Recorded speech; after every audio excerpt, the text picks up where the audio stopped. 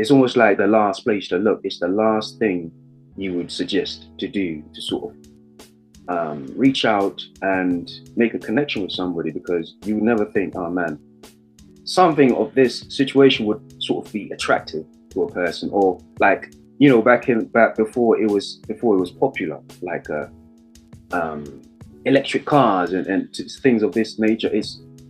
It was almost like, when people was riding horses, and and the first automobile was built, and everybody still wanted to, be on a horse. And they're thinking, man, the guy that was building it was never going to be, it was never going to be a thing. It's never going to be popular. It's not realistic. You're wasting your time, etc., etc. But here we are, and everybody is efficiently driven, or a fan of efficiency to a degree, and more people than not, because it seems to me like a lot of people want it, but they just don't know they have a passion for it, or they have that need. So to what you're saying, it's the need part of it. You got to convince people that this is a need, I think. Well, I, I think I see it slightly different. What I think you need to understand first is you go talk to the people and you say, what would you like? Would you like a really fast car?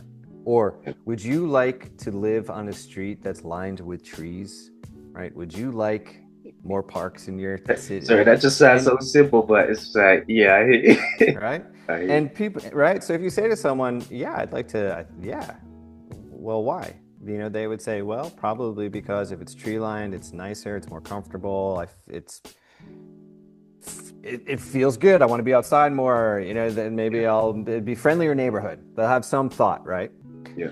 What was interesting was we had this guy on Super Cool recently. I interviewed Jaime Pumarejo, who is the former mayor of a city in Colombia called Barranquilla. Now, it's a pretty big city, about 1.5 million people. And when he became mayor, what he actually said to me, he's like, I went to London, I went to Tampa, that's our sister city, I went to New York City, and then I went to London. And in London, I came across this study that showed that the tree-lined streets in London, where they are intentionally tree-lined versus the streets that are not, the tree-lined streets in London have 15% higher property values, and therefore they pay 15% higher taxes. And so then he thought, wow, I can go back to my city and talk to all these people who don't understand the value of nature in economic terms, so we can go plant trees because